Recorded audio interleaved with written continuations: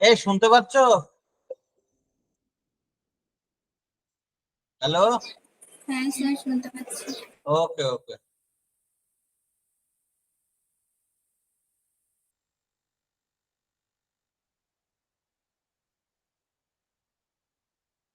আমার স্ক্রিন দেখা যাচ্ছে তো?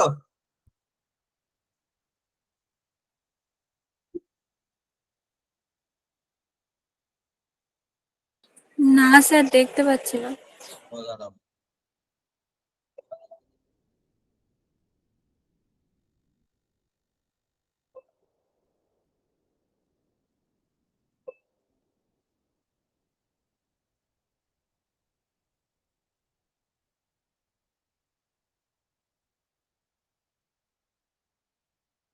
ঠিক আছে।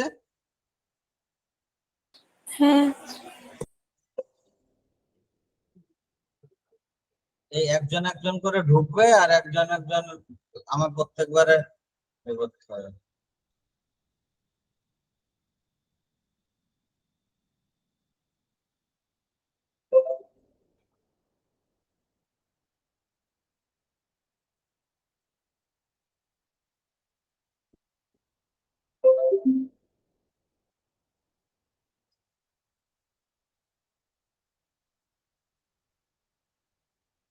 দেখো, আমরা ওয়েব অপটিক্স এর একদম বেসিক জিনিসগুলো একটুখানি আলোচনা করব। তো সবার আগে আমরা দেখবো লাইট ওয়েভটা কি। লাইট ওয়েভ হচ্ছে একটা ইলেকট্রোম্যাগনেটিক রেডিয়েশন, যেটা কিনা আমরা নিজেদের চোখে বা হিউম্যান আই দিয়ে আমরা ডিটেক্ট করতে পারি। হ্যাঁ, এই যে আমরা যা কিছু এখানে যে ক্লাসে আমরা যেটা দেখছি বা আমাদের এই যে যেটা স্ক্রিনে ভিজিবল হচ্ছে, সবকিছু লাইট ওয়েভ আছে বলেই আমরা এটা সম্ভব হচ্ছে, আদারওয়াইজ এটা কখনোই সম্ভব হতো না।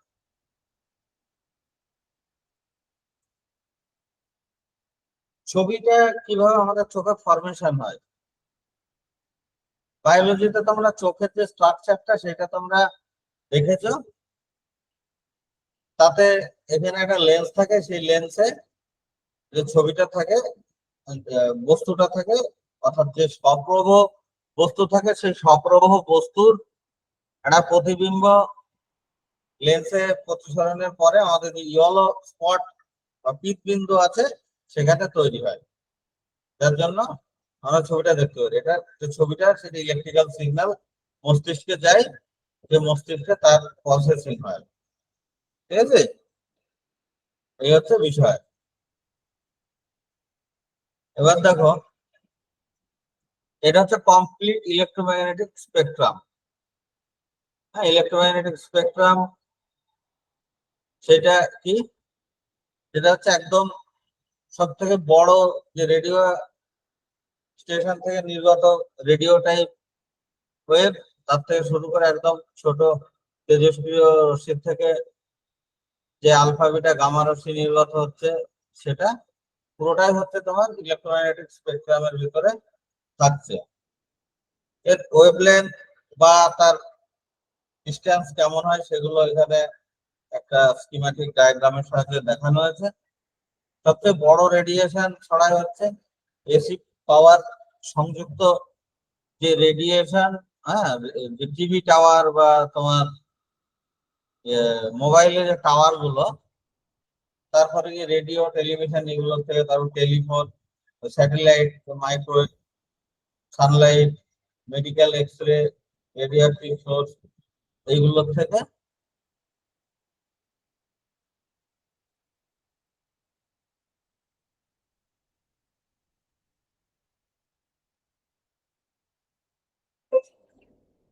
ছাড়া ছড়ায়। হ্যাঁ,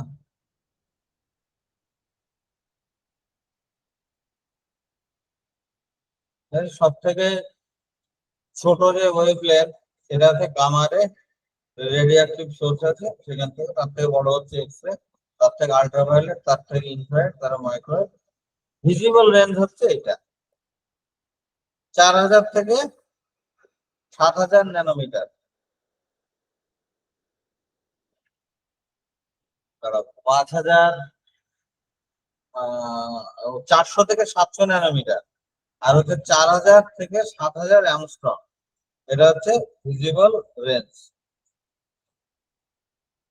হচ্ছে ইলেকট্রোম্যাগনেটিক ওয়েভ। ইলেকট্রোম্যাগনেটিক ওয়েভটা যখন উৎপন্ন হয় কোনো সোর্স থেকে, তখন ওয়েভটা যখন ডান দিকে যায় আর তার সঙ্গে পারপেন্ডিকুলার ডিরেকশনে একদিকে ম্যাগনেটিক সোর্স থাকে, ম্যাগনেটিক কম্পোনেন্ট থাকে, আর একদিকে থাকে ইলেকট্রিক কম্পোনেন্ট।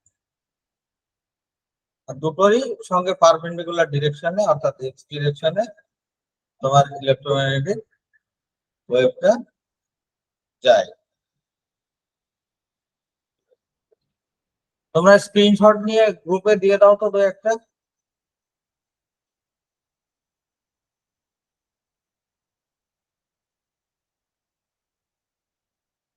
তাহলে এখানে দেখলাম আমরা লাইট ওয়েভ হচ্ছে ইলেকট্রোম্যাগনেটিক ওয়েভ। তাহলে সেই ক্ষেত্রে লাইটের যে ভেলোসিটি, তাতে দুটো কম্পোনেন্ট থাকবে, একটা হচ্ছে ইলেকট্রিক কম্পোনেন্ট আর একটা হচ্ছে ম্যাগনেটিক কম্পোনেন্ট।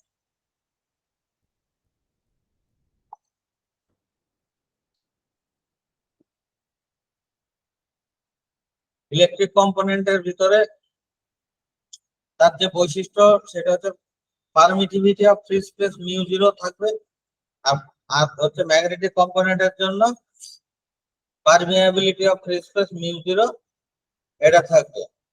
তো দুটো মিলিয়ে মিশিয়ে C equal to 1/√, mu zero epsilon zero এটা থাকবে।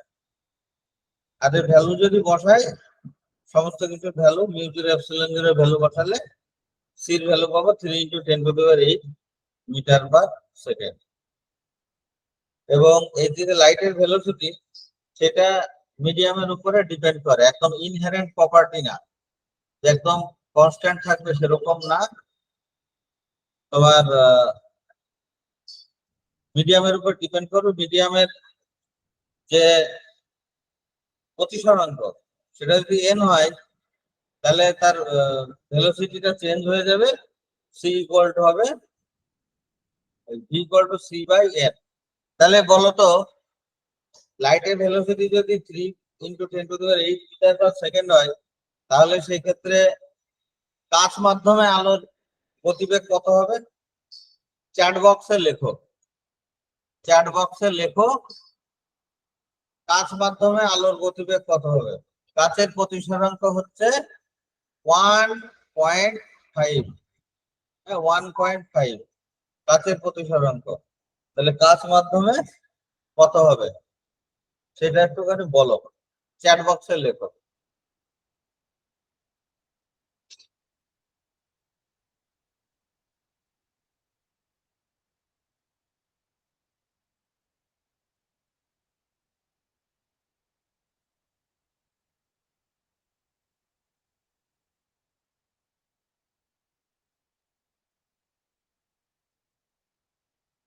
তাহলে সি ইকুয়াল টু 3 × 10⁸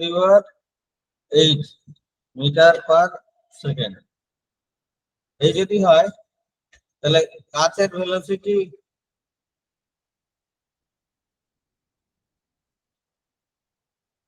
কাচ মাধ্যমে ভেলোসিটি কত? কাচের প্রতিসরাঙ্ক n ইকুয়াল টু 1.5। এর ভেলোসিটি কত হবে বলো?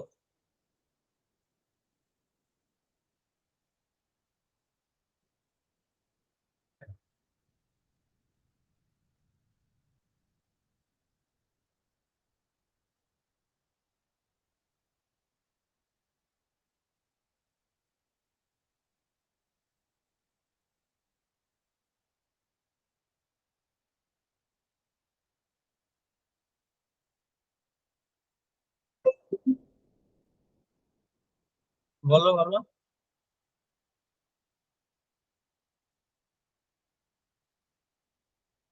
শুনতে পাচ্ছ আমার কথা? হ্যালো, আমার কথা শুনতে পাচ্ছ? হ্যাঁ স্যার। প্রশ্নটা বুঝতে পেরেছো?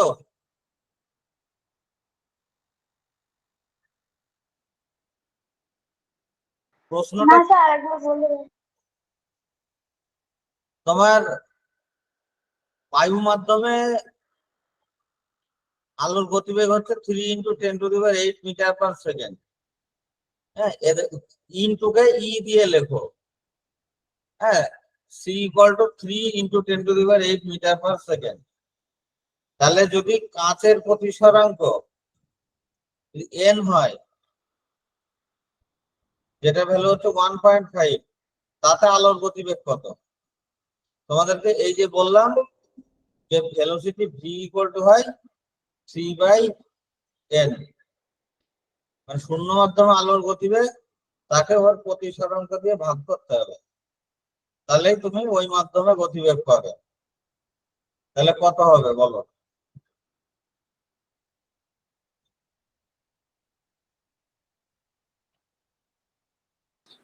স্যার 2 × 10⁸? হ্যাঁ, 2 × 10⁸ মিটার পার সেকেন্ড। তাহলে দেখলে যে কাঁচের ভিতরে গতিবেগটা কমে গেল, জলের ভিতরে আরো কম হবে। ঠিক আছে বিষয়। এবার আমরা দেখবো ওয়েভ ফ্রন্ট সম্পর্কে ধারণা নেব। ওয়েভ ফ্রন্ট, পুকুরের জলে যদি ঢিল ফেলা হয়, তাহলে দেখা যায় এই ধরনের কিছু তরঙ্গ উৎপন্ন হয়। পুকুরের জলে ঢিল ফেললে এই ধরনের তরঙ্গ উৎপন্ন হয়। তাহলে এই যে তরঙ্গ উৎপন্ন হচ্ছে, তাহলে ঢেউটা তখন একই ভাবে চারিদিকে ছড়িয়ে পড়ছে। অর্থাৎ যে জায়গায় উঁচু থাকছে সেই জায়গাতে উঁচু থাকছে, আর যে জায়গায় নিচু থাকছে সেই জায়গাতে নিচু থাকছে। দিয়ে তারপরে গিয়ে তাহলে কি হচ্ছে, সমদশা সম্পন্ন যে কণাগুলো তারা একটা সার্কেলের উপরে অবস্থিত থাকছে, তাই তো? এই যে বিষয়টা, সমদশা সম্পন্ন যে কণাগুলো যে লোকেশনে রয়েছে, অর্থাৎ যে অবস্থানে রয়েছে, তাতে যে সঞ্চার পথ, তাকে বলা হচ্ছে ওয়েভ ফ্রন্ট। সমদশা সম্পন্ন কণাগুলোর সঞ্চার পথের সমীকরণকে বলা হচ্ছে ওয়েভ ফ্রন্ট। তাহলে পুকুরে ঢিল ফেললে এরকম গোলাকার তোমার রিপলস বা ঢেউগুলো তৈরি হচ্ছে। এছাড়া বিভিন্ন ধরনের ওয়েভ ফ্রন্ট হতে পারে। তোমার এরকম স্ফেরিক্যাল ওয়েভ ফ্রন্ট হতে পারে, যদি কোনো বিন্দু উৎস থাকে, চারিদিকে সে লাইট ছড়াচ্ছে, অর্থাৎ একটা গোলকের তলে উপস্থিত হবে। তাহলে এই যে উৎসটা এই গোলাকার তরঙ্গ মুখ ছাড়বে। একই রকম ভাবে এইটা কি করবে, এটা একটা রেখা রশ্মি, রেখা উৎস, সেই রেখা উৎস চারিদিকে এরকম ওয়েভ ছাড়বে। তাহলে এখান থেকে আমরা একে বলবো সিলিন্ড্রিক্যাল ওয়েভ ফ্রন্ট বা চোঙ সদৃশ। আর এক্ষেত্রে অসীম দূরত্ব থেকে আসছে, তাহলে একে বলছি আমরা প্লেন ওয়েভ ফ্রন্ট বা সমতল তরঙ্গমুখ। তাহলে এইখানে যে রে গুলো যাচ্ছে সেগুলো হচ্ছে তীর দিয়ে দিয়ে দেখানো হয়েছে। তাহলে এই যে রে গুলো, এই রশ্মি আর এই রশ্মি, এদের ভিতরে দূরত্ব বাড়ছে না কমছে বলো? যত দূরে যাবে তত এদের ভিতরে দূরত্ব বাড়ছে। এই ধরনের যদি দূরত্ব বাড়ে, তাদেরকে কি ধরনের রশ্মি বলে? অভিসারী রশ্মি না অপসারী রশ্মি? অভিসারী। এই অভিসারী না, কোন একটা বিন্দু অভিমুখে গেলে অভিসারী বলে।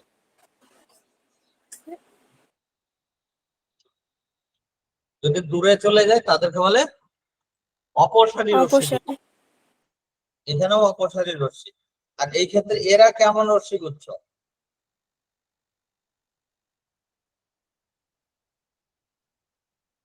এরা কেমন রশ্মি গুচ্ছ বলো? সমান্তরাল।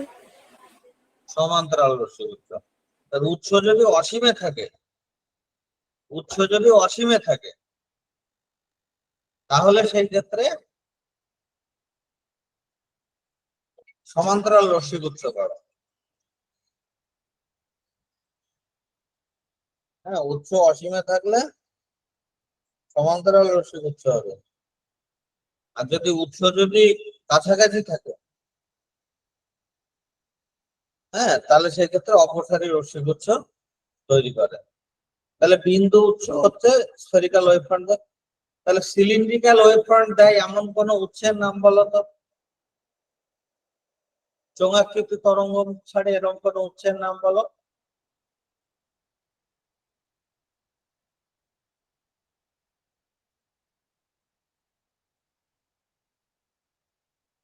চোঙাকৃতি তরঙ্গ মুখ ছাড়ে এরকম উৎস হচ্ছে টিউবলাইট। বিন্দু উৎস যেখানে পয়েন্ট সোর্স, ধরো মোবাইলের ফ্ল্যাশ বা তোমার জোনাকি, সেটা যে আলোটা ছাড়ছে খুব পয়েন্ট যেগুলো। আর প্লেন ওয়েভফ্রন্ট অসীম দূরত্বে কোনো বিস্তৃত বস্তু রয়েছে, সেখান থেকে প্লেন ওয়েভফ্রন্ট।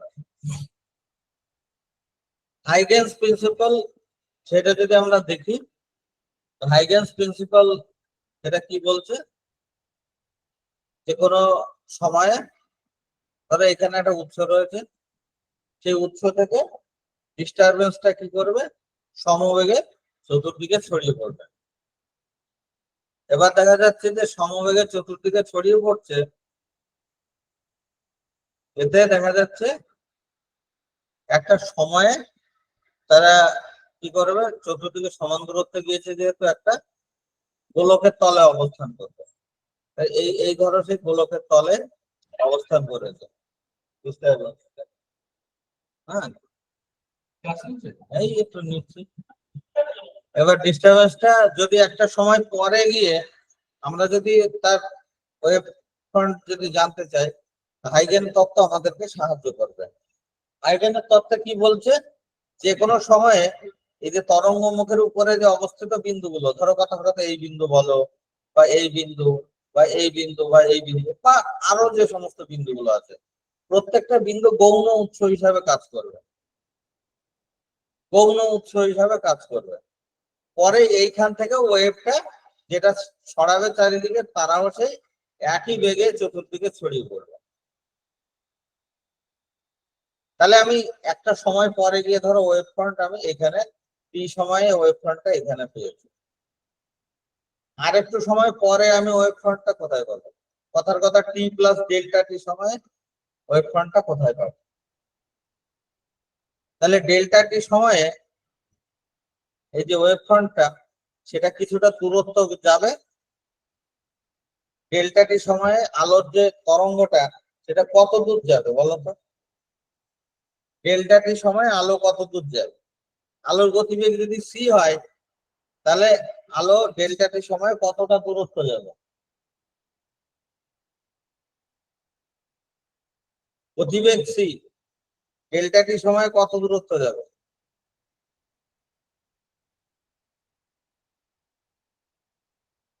তোমরা কি করোনার সময় কি 7 পাস করেছিলে? একদম 7-এ ছিল সময় দূরত্বের অঙ্কটা। হ্যাঁ, সময় দূরত্বের অঙ্কটা তো ওই সময় ছিল। তাহলে ভেলোসিটি রয়েছে সি, টাইম হচ্ছে ডেল্টা টি, তাহলে অতিক্রান্ত দূরত্ব কত? অতিক্রান্ত দূরত্বের ফর্মুলা কি? আচ্ছা, তোমাদেরকে একটা কথা জিজ্ঞাসা করি, তোমাদের ভিতরে কে কে ওই সায়েন্স সিটিতে ঘোরার পরে রিপোর্টটা জমা দাওনি বলো তো? সবাই জমা দিয়েছো? হ্যাঁ স্যার। কে জমা দেয়নি বলো তো? জমা না দিলে জমা দিয়ে দিও এই জিনিসটা।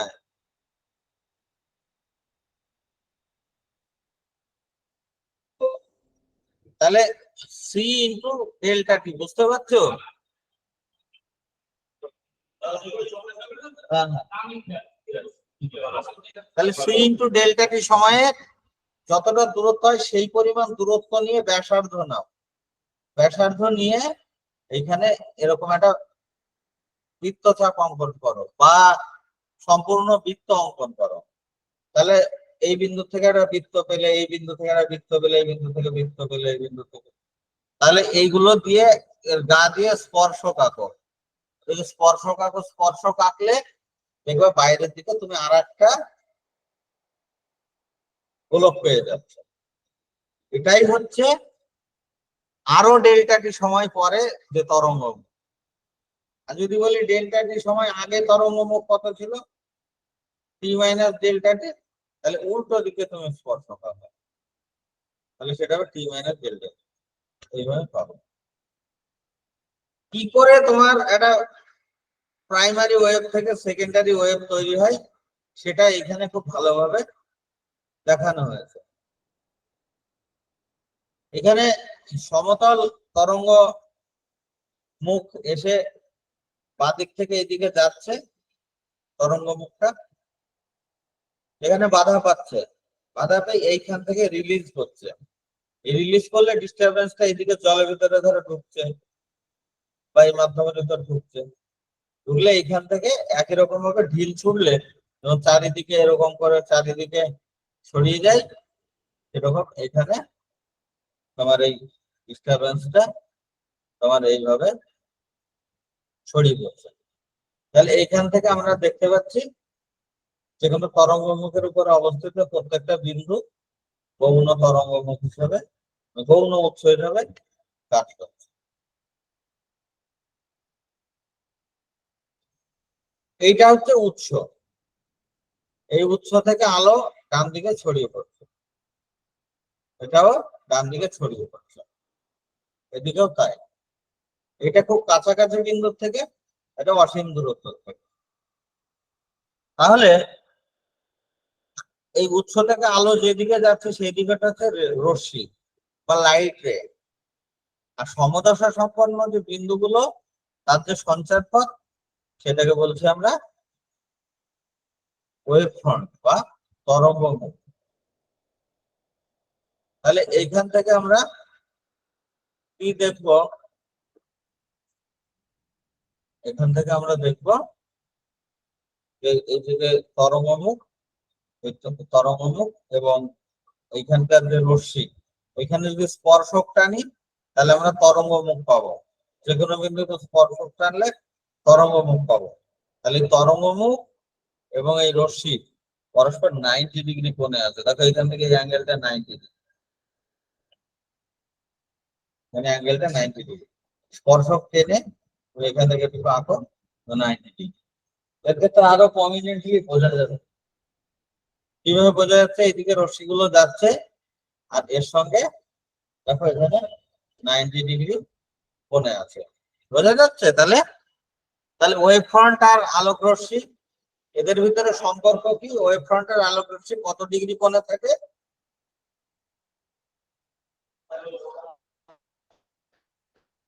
কত ডিগ্রি কোণে থাকে বলো?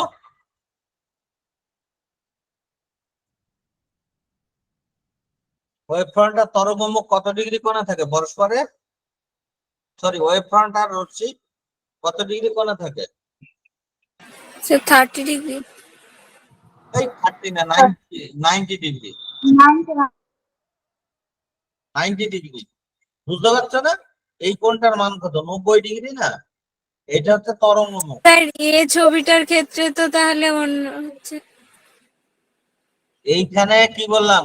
এইখানে একটা স্পর্শক কল্পনা করো, এই এই বরাবর একটা স্পর্শক কল্পনা করো, এই বরাবর, বুঝতে পারছো? এই বিন্দুতে একটা স্পর্শক কল্পনা করো। সেই স্পর্শকটাই হচ্ছে তরঙ্গ মুখ। এই স্পর্শকের সাথে এই অ্যাঙ্গেলটা কত হবে তাহলে? 90 ডিগ্রি। তুমি কি এই অ্যাঙ্গেলটা ভাবছিলে 30 ডিগ্রি? হ্যাঁ স্যার। এটা তো একটা রশ্মি, এটা আলাদা রশ্মি। এইখানেও তাই করো। এইখানে তুমি একটা স্পর্শক টানো, সেই স্পর্শকের সাথে এটা কত হচ্ছে? 90 ডিগ্রি হচ্ছে। দেখো কি করে তোমার ইনসিডেন্ট রে, রিফ্লেক্টেড রে, এটা কিভাবে হয় হাইগেনস প্রিন্সিপালের সাহায্যে আমরা বেসিক জিনিসটা আমরা বুঝতে পারি। সেটা হচ্ছে আগে আমরা আলোর প্রতিফলনের সূত্রে আমরা কি দেখেছি? আলোর রে এসে পড়ে, কিন্তু এই ক্ষেত্রে রে এসে না, এখানে একটা ওয়েভ ফ্রন্ট এসে পড়ে। আগে আমরা যে থিওরি গুলো পড়েছি তাতে সবসময় রশ্মি এসে পড়েছে। আমরা আলোর প্রতিফলন সূত্র পড়েছি, আপতিত রশ্মি, প্রতিফলিত রশ্মি এবং আপতন বিন্দুতে অঙ্কিত অবিলম্ব একই সমতলে থাকে। আপতন কোণ প্রতিফলন কোণের সমান হয়। এক্ষেত্রে থিওরিটা উল্টো হয়ে যাচ্ছে। আমি তরঙ্গ তত্ত্বের সাহায্যে আমি বলছি। তাহলে এখানে বলতে হবে, এখানে হচ্ছে ইনসিডেন্ট ওয়েভ ফ্রন্ট, মানে এই যে ইনসিডেন্ট ওয়েভ ফ্রন্ট, আর হচ্ছে রিফ্লেক্টেড ওয়েভ ফ্রন্ট। তাহলে এরা একই সমতলে থাকছে। হ্যাঁ,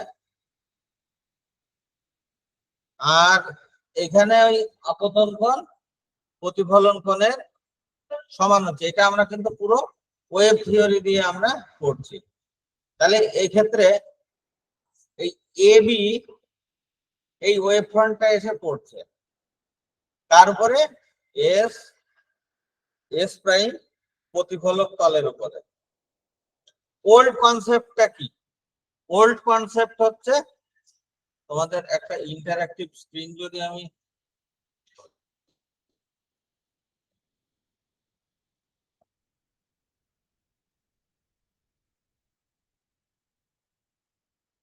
তোমাদের ওই একটা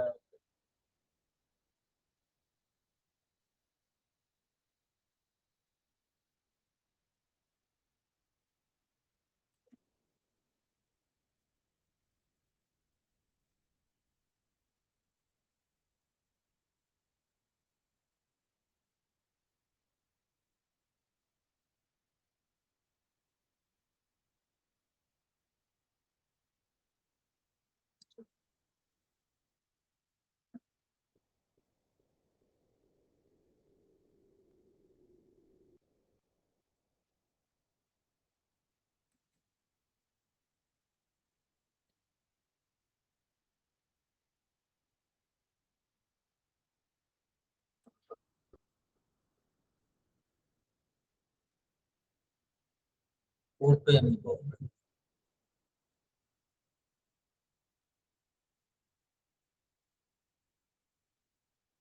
তার জন্য ওই ওপেন বোর্ডটাতে সুবিধা হচ্ছিল না। 1 মিনিট।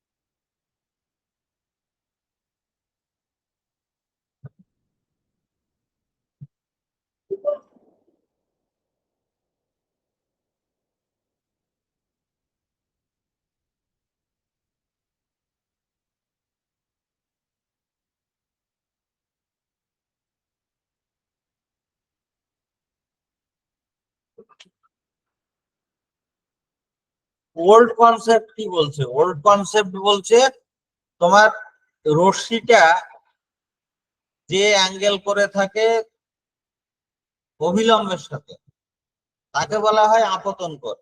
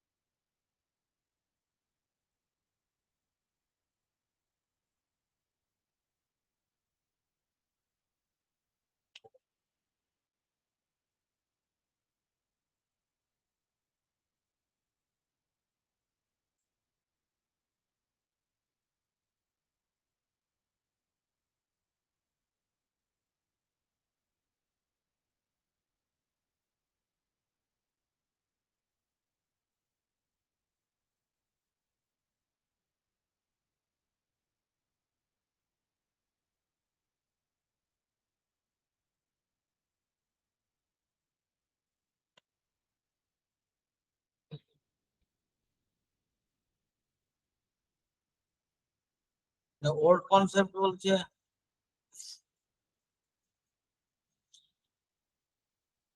এই প্রতিফলক তল,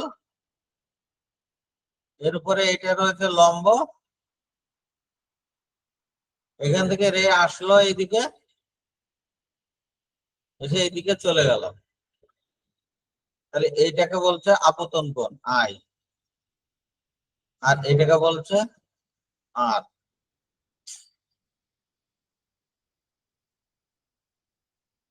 নর্মাল, নর্মালের সাথে আপতিত রশ্মি যে কোণ করে, এটা তো ওল্ড কনসেপ্ট। নিউ কনসেপ্ট কি? নিউ কনসেপ্ট হচ্ছে এটা রয়েছে তোমার প্রতিফলক তল, এর সাথে ওয়েভ ফ্রন্ট এসে পড়ছে, এর সাথে এদিকে ওয়েভ ফ্রন্ট এসে পড়ছে, তাহলে এই ওয়েভ ফ্রন্টটা এই তলের সাথে যে কোণ করছে তাকে বলা হচ্ছে আপতন কোণ।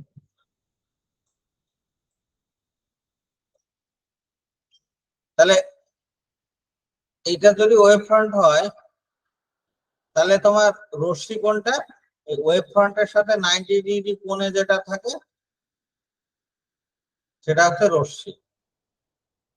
তাহলে এর সাথে এদিকে 90 ডিগ্রি কোণে আছে, এদিকে এর সাথে 90 ডিগ্রি কোণে আছে হচ্ছে নর্মাল। তাহলে এর আর এর ভিতরে আছে 90 ডিগ্রি অ্যাঙ্গেল, আবার এর আর এর ভিতরে আছে 90 ডিগ্রি অ্যাঙ্গেল। তার মানে কি একই কনসেপ্ট, শুধুমাত্র প্রেজেন্টেশনের আলাদা।